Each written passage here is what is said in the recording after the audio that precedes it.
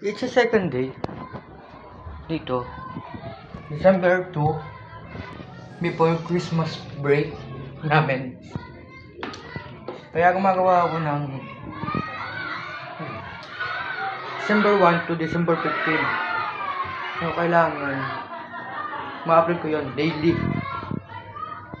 So ngayon nag-upload ako. So ngayon magre-record ako. Sabihin ko lang, kaya ako nagde-daily dahil sa Christmas break namin, December 1 to December 15.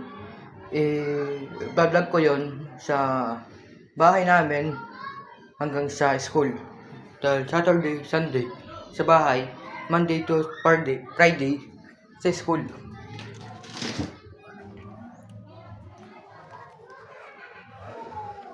So kung kahapon nakita nyo is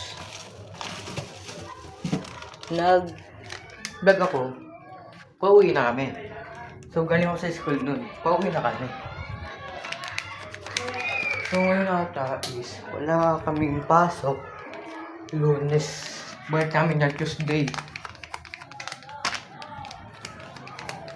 So kita-kita kami Tuesday.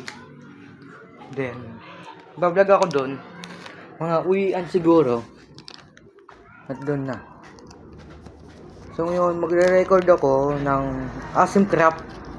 Yun, Asim Craft, nagbabalik. Which is, gagawa ko ng isang bahay ng kaibigan ko. At aayusin ko yung bahay ko. Aayusin ko yung flooring. Sisirahan ko yung spruce, yung oak. Tapos nakakita ako ng camel. Tapos may dalawa akong kabayo, may isa akong donkey.